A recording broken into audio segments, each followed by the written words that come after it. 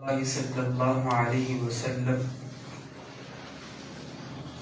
یا عائشہ ایاکی ومحقرات الذنوب فإن لها من اللہ طالبا. صدقت یا رسول اللہ صلی اللہ علیہ وسلم. ان اللہ وملائکتہ یصلون علی النبی یا ایھا الذین آمنوا صلوا علیہ وسلموا تسلیما. صلاۃ والسلام علیک یا رسول اللہ. کوئی زبان پہ لب خاموش نہ رہے، مل کر بلند آواز سے صلاۃ والسلام علیک یا سیدی یا رسول اللہ. بلکہ ہمارا تو عقیدہ یوں ہے، روایت بھی آپ کی سماعتوں کی نظر کرتا ہوں. میں نے آپ سے گزارش کی مل کے علی عقیدت پیش کرے، اور جس اسکول آف تھاٹ سے ہمارا تعلق ہے، ہمارا عقیدہ یہ ہے کہ رسول پاک کی شان کرم کو دیکھتے ہیں، بصد ہزار تشکر احرم کو دیکھتے ہیں. درود بھیجتے ہوئے ہم تو نہ دیکھ پائے، مگر جواب دیتے ہوئے وہ تو ہمیں دیکھتے ہیں. ہمارا تو عقیدہ یہ ہے، کوئی زبان کوئی لب خاموش نہ رہے. بلکہ روایت میں ہے، کوشش کروں گا ایسی روایت آپ کی سماعتوں کی نظر کروں. آج جو سبق کے لیے موضوع بھی ملا ہے کہ جو ہماری روزمرہ زندگی میں کام آتی رہے. ویسے تو سبھی روایت ایسی ہی ہیں. حضور فخر دو عالم صلی اللہ علیہ وسلم کی زندگی کا ہر ایک لمحہ ہم امتیوں کے لیے زندگی گزارنے کا طریقہ بتاتا ہے. خوشی غمی ہر طرح کے لمحات کو کیسے گزارا جائے، یہ حضور فخر دو عالم صلی اللہ علیہ وسلم کی زندگی سے ہمیں درس ملتا ہے، تعلیمات ملتی ہیں. آج جس طرح ہم مختلف کرائسس سے گزر رہے ہیں، مختلف مشکلات کا ہمیں سامنا کرنا پڑ رہا ہے، وہ چاہے مالی مشکلات ہیں، وہ چاہے اولاد کی طرف سے پریشانی ہے، وہ چاہے کاروباری پریشانی ہے، ہم اسٹوڈنٹس ہیں، وہ چاہے ہماری تعلیمی پریشانیاں ہیں، یا جو بھی ہر فرد واحد کسی نہ کسی ایسی آزمائش میں مبتلا ہے کہ جس سے وہ چاہتا ہے اللہ تعالیٰ اس آزمائش سے مجھے جلد نکال دے. تو ہمیں قرآن اور حدیث سے ہمیں سیکھنا چاہیے کہ ہمیں زندگی میں جہاں کہیں مشکل آ جائے، قرآن نے اس مشکل کو کس انداز میں بیان کیا ہے. حضور فخر دو عالم صلی اللہ علیہ وسلم نے اس مشکل کو یا اس مشکل سے نکلنے کا حل، بلکہ قرآن اور حدیث تو ہمیں یہ بھی بتاتی ہے کہ تیرے پہ یہ مشکل آئی ہے تو آنے کی وجہ کیا ہے. صرف ڈائیگنوز نہیں کرتی، ایسا نہیں ہے کہ صرف یہی بتایا جاتا ہے کہ بیماری یہ ہے بس ٹھیک ہے تمہیں پتا چل گیا بیماری یہ ہے. بلکہ قرآن پاک اور حضور فخر دو عالم صلی اللہ علیہ وسلم کے فرامین ہمیں یوں بتاتے ہیں کہ بیماری ڈائیگنوز ہو گئی ہے، اب اس سے نکلنے کا رستہ کیا ہے.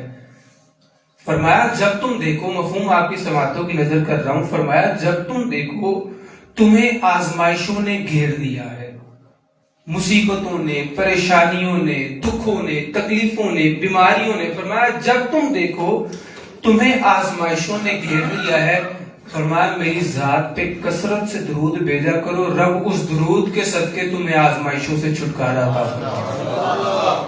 اب اگر آزمائش پہ ہی گفتگو کر لی جائے تو ہر فرد واحد کی آزمائش مختلف ہے، ہر فرد واحد کی پریشانی مختلف ہے. دیکھیں کسی کے ہاں اولاد نہیں، اللہ اس کو نیک اور صالح اولاد عطا فرمائے، اس کے لیے بہت بڑی پریشانی ہے. لیکن کسی کے ہاں اولاد ہے، فرما بردار نہیں ہے، کیا یہ کسی آزمائش سے کم ہے؟ کسی کے ہاں اولاد ہے، والدین بھی تعلیم دیتے ہیں نمازیں ادا کیا کریں، کہ علامہ صاحب یہاں موجود ہے، یہ ہر نماز کے بعد یا جب کبھی درس کا موقع ملتا ہے ہم جیسوں کی اصلاح کرتے ہیں، وہ ہمیں کہتے ہیں حدیث سنا کے، قرآن سنا کے، لیکن پھر بھی نماز کی طرف نہیں آنا. کیا یہ کسی آزمائش سے کم ہے؟ قرآن سامنے کھول کے تلاوت کرتے ہیں بالکل کرنا چاہیے، اجر و ثواب ہے، لیکن قرآن میں رب بیان کیا کرتا ہے، اللہ گفتگو کیا کر رہا ہے، وہ گفتگو میں سمجھتا ہی نہیں ہوں۔ تو آج جو مجھے موقع ملا آپ کی سماعتوں کی نظر ہونے کا، کہ حضور فخر دو عالم صلی اللہ علیہ وسلم کا مزاج، حضور فخر دو عالم صلی اللہ علیہ وسلم نے اپنے اخلاق سے کس طرح، وہ چاہے مسلمان ہے، وہ چاہے غیر مسلم ہے، ان کو کس طرح متاثر کیا، اور انہوں نے اگر کوئی غیر مسلم تھا تو آپ کا اخلاق دیکھنے کے بعد کس طرح وہ متاثر ہوئے، اسلام قبول کیا۔ ایک چیز آپ کی سماعتوں کی نظر کر دوں، ہمیشہ اس چیز کا آغاز، تربیت کا آغاز اپنے گھر سے کیا جاتا ہے۔ جس طرح حضرت فاطمہ رضی اللہ تعالی عنہ، پھر جس طرح حضرت عائشہ صدیقہ رضی اللہ تعالی عنہ، عمومی طور پہ دیکھا جائے میرے لیے کیا ہے، میں اگر تربیت کا آغاز کرنا ہے، اگر اشاعت دین کا کام کرنا ہے تو کیا کرتا ہوں، سب سے پہلے باہر سے لوگوں کو درس دینا، تعلیمات دینا، قرآن سنانا، حدیث سنانا، بلا شک و شبہ ایسا ہی کرنا چاہیے، بلا شک و شبہ۔ لیکن آئے ذرا حضور فخر دو عالم صلی اللہ علیہ وسلم کی سیرت کو دیکھتے ہیں، آپ نے کیا انداز اپنایا، کیا ایسا ہی کیا؟ کیا آپ کا طرز عمل ایسا ہی تھا کہ آپ نے باہر سے، آپ نے گھر کے باہر سے تبلیغ کا آغاز کیا؟ بلا شک و شبہ یہ بھی ایک حصہ تھا، لیکن ایک حدیث مبارکہ آپ کی سماعتوں کی نظر کرتا ہوں، آپ کا ایمان مضبوط ہوگا کہ آغاز اپنے گھر سے کیا اور کس انداز سے کیا۔ حضور فخر دو عالم صلی اللہ علیہ وسلم نے ارشاد فرمایا، یا عائشہ، اے عائشہ، ایاکی و محقرات الذنوب، فرمایا عائشہ یہ چھوٹے چھوٹے گناہوں سے بچا کرو۔ بلکہ میں سمجھتا ہوں وہ جیسے کو سمجھانا چاہا، مجھے بتانا چاہا آغاز کرنا کہاں سے کرنا، اور پھر یہ جو چھوٹے گناہ ہیں جنہیں میں معمولی سا سمجھتا ہوں، میں سمجھتا ہوں شاید یہ گناہ نہیں ہے۔ کیوں میں سمجھتا ہوں؟ میں اس لیے سمجھتا ہوں کیونکہ وہ گناہ کر کر کے ایسی میری عادت بن گئی ہے کہ میرے نزدیک وہ گناہ رہتا ہی نہیں ہے۔ اب کیا ہے وہ؟ بے شمار والدین اس وجہ سے بھی پریشان ہوتے ہیں کہ چھوٹے چھوٹے گناہوں سے مراد کیا ہے؟ والدین کی بات کو سننا ہی نہ۔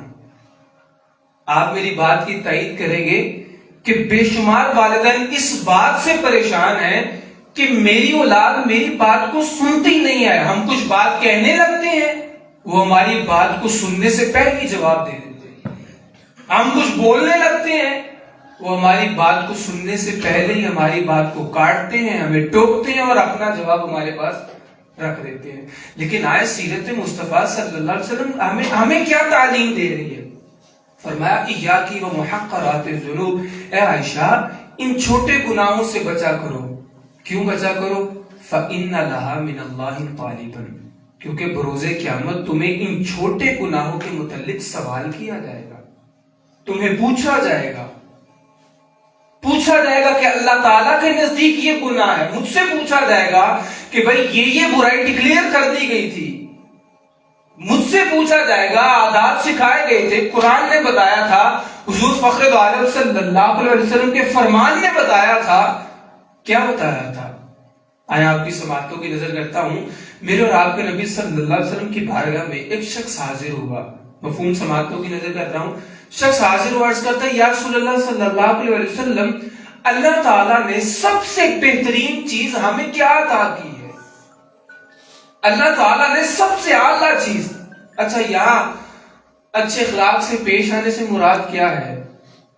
اگر کوئی میری بات تلخ ہو تو میں آپ سے پہلے ہی معافی کا طلبگار ہوں۔ یہاں اچھے اخلاق سے پیش آنے سے مراد کیا ہے؟ میرے نزدیک یہ ہے کہ جس کے ساتھ بنتی ہے صرف اسی کے ساتھ ہی اچھا مزاج ہے۔ میرے نزدیک میں شخص سمجھتا ہوں کہ اچھے اخلاق سے مراد وہی شخص ہے کہ جس کے ساتھ میری بہت اچھی بنتی ہے۔ لیکن حدیث مبارکہ آپ کی سماعتوں کی نظر کر دیتا ہوں، مفہوم ہے، فرمایا اللہ کے نزدیک بہترین صدقہ کیا ہے؟ بے شمار اس کو کیٹیگرائز کر دیا گیا، لیکن ایک روایت یہ ہے، فرمایا رب کے نزدیک بہترین صدقہ یہ ہے تو اپنے اس رشتہ دار کو دے جس کے ساتھ تیری بنتی نہ ہو۔ لیکن میرا مزاج کیا ہے، میری تو اس کے ساتھ بنتی نہیں ہے، میں تو دیکھنا پسند نہیں کرتا.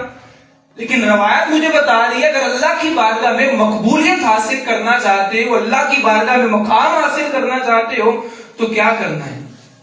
پھر کرنا یوں ہے، یہ اندر بیٹھے ہوئے شخص کو مارنا ہے، یہ نفس کو، یہ جو مجھے برائی پر آمادہ کرتا ہے، جو مجھے یوں بتاتا ہے کہ بھائی تو نے اس کے ساتھ اپنی سلام دعا رکھنی ہے، اپنا اخلاق جو ہے، اپنا مزاج اچھا جو ہے اس کے ساتھ رکھنا ہے یا نہیں رکھنا، یہ اندر بیٹھا ہوا شخص مجھ سے فیصلے کرواتا ہے. جس دن میں نے اس کی مخالفت کر دی، اللہ کی بارگاہ میں مجھے مقام ملنا شروع ہو جائے گا. عرض کرتے ہیں یا رسول اللہ صلی اللہ علیہ وسلم، اللہ نے بہترین شے ہمیں کیا عطا کی ہے؟ سب سے اعلیٰ اور اچھی چیز کیا عطا کی ہے؟ میرے اور آپ کے نبی صلی اللہ علیہ وسلم نے ارشاد فرمایا، اللہ تعالیٰ نے تمہیں بہترین اخلاق جو ہے عطا کیا ہے. سب سے بہترین چیز جو ہے، بے شمار روایات ہیں لیکن ایک روایت میں یہ بیان کیا گیا ہے جو آپ کی سماعتوں کی نظر کیا ہے. اب دیکھنا میں نے یہ ہے، بے شمار اس پر اگر بات کی جائے، گفتگو کی جائے تو جتنا وقت مجھے دیا ہے میں کوشش کرتا ہوں اسی میں مکمل کروں. اب حضور فخر دو عالم صلی اللہ علیہ وسلم کی سیرت کو دیکھیں. کیا آپ نے اپنے مزاج سے، کیا آپ نے اپنی طبیعت سے کس طرح سے غیر مسلموں کو متاثر کر کے کلمہ پڑھایا؟ ایک تو ہے تبلیغ کا کام، ایک تو ہے اشاعت دین کا کام. میں نے دیکھنا یہ ہے، میں امت ہوں حضور فخر دو عالم صلی اللہ علیہ وسلم کا، کیا کبھی ایسا بھی ہوا ہے کوئی میرے مزاج سے متاثر ہو دینے کے بعد، ہو جانے کے بعد وہ مجھے کہتا ہو یار جہاں سے تم تعلیمات لے رہے ہو مجھے بھی وہاں لے کر جاؤ؟ ہماری تعلیمات کیا ہیں؟ قرآن اور حدیث ہی ہے. کیا کبھی ایسا ہوا ہے کوئی میرے مزاج سے، کوئی میرے اخلاق سے متاثر ہوا ہو؟ آئے آپ کو ایک روایت آپ کی سماعتوں کی نظر کرتا ہوں کہ پتہ چلے گا جس نبی کے ہم امتی ہیں اس نبی صلی اللہ علیہ وسلم نے کیسے دین کا کام کیا.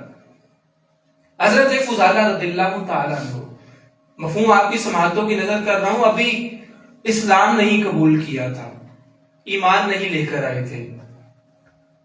آپ ایک روز اپنے گھر سے چلتے ہیں، حضور فخر دو عالم صلی اللہ علیہ وسلم کو نعوذ باللہ شہید کر دینے کی نیت سے آپ خانہ کعبہ تشریف لے جاتے ہیں.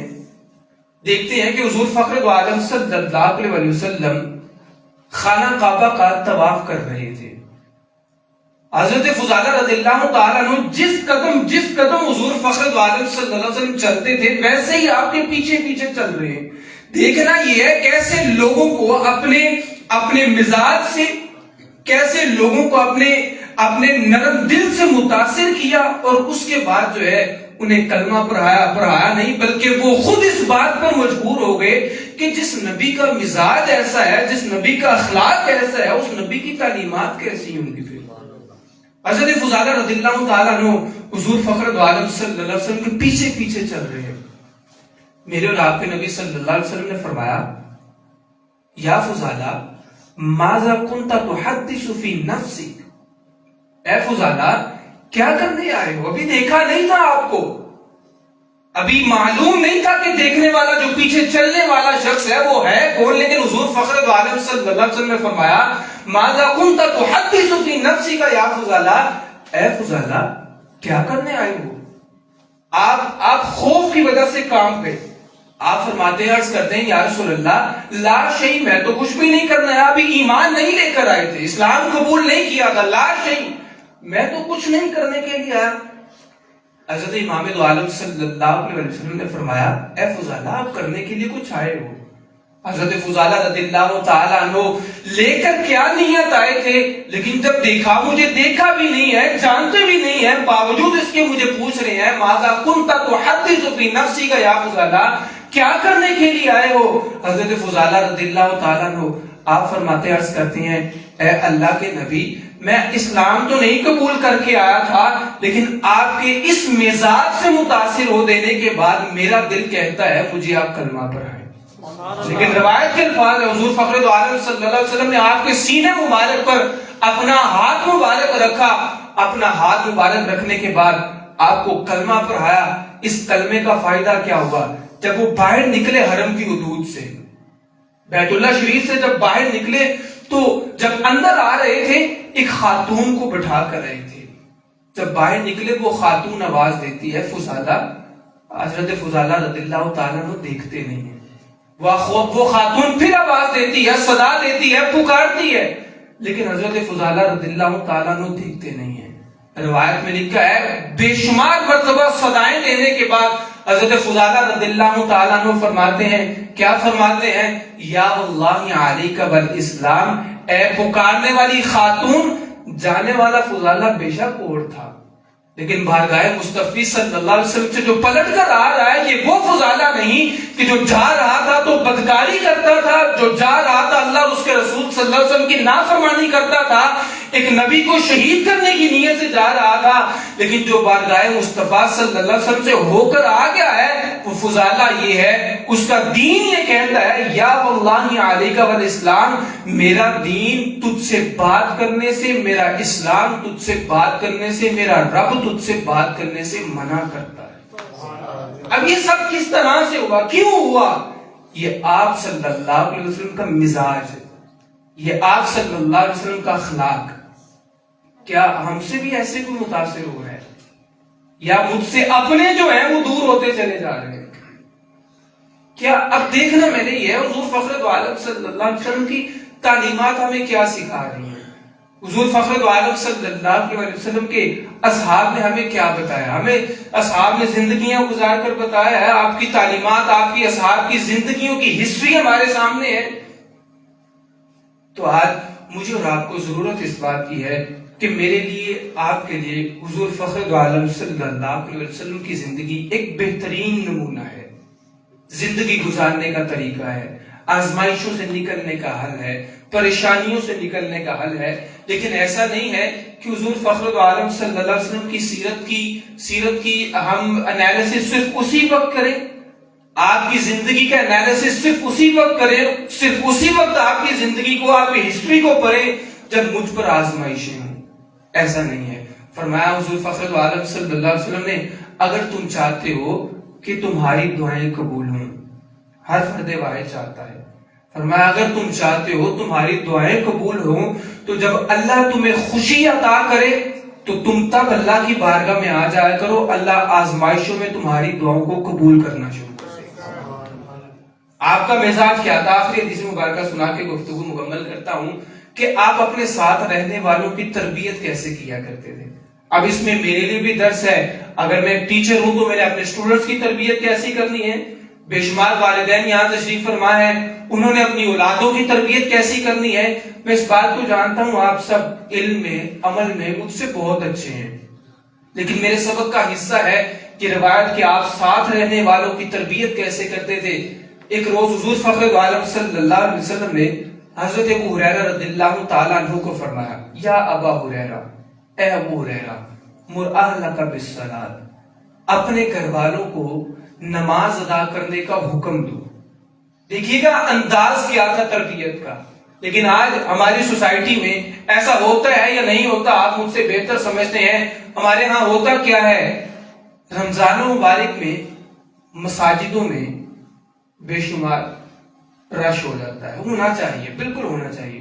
ہماری مسجدوں کی صفیں کم ہو جاتی ہیں، کم ہونے سے مراد ہے رش کی وجہ سے کم پڑ جاتی ہیں، بلا شک و شبہ ایسا ہی ہونا چاہیے، لیکن صرف رمضان میں ہی نہیں ہونا چاہیے، باقی مہینوں میں بھی قرآن وہی ہے، حدیث وہی ہے، حضور فخر عالم صلی اللہ علیہ وسلم کا فرمان وہی ہے۔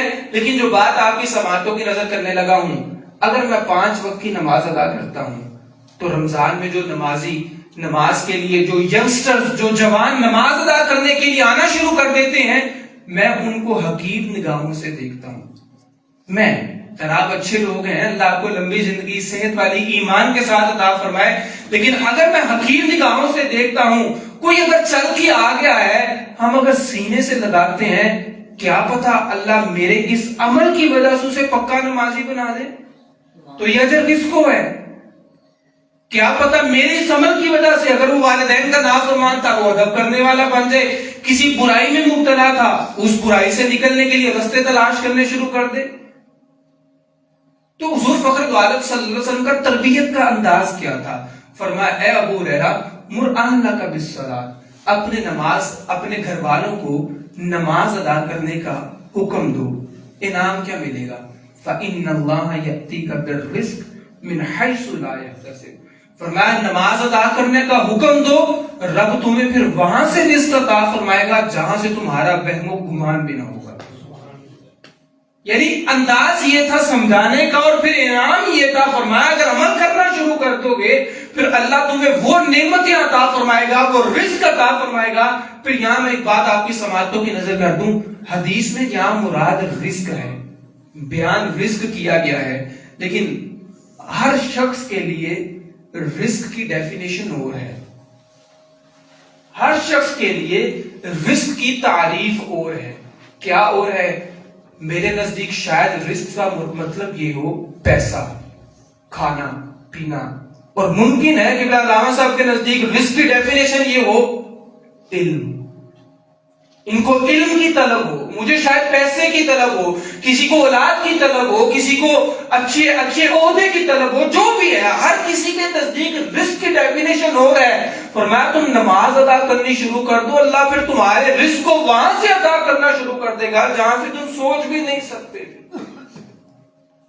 تو آج مجھے ضرورت اس بات کی ہے، حضور فخر دو عالم صلی اللہ علیہ وسلم نے ہمیں زندگی گزار کر بتایا ہے، اصحاب نے زندگیاں گزار کر بتایا ہے، باعمل علماء باعمل صوفیاء نے ہمیں زندگیاں گزار کر بتایا ہے۔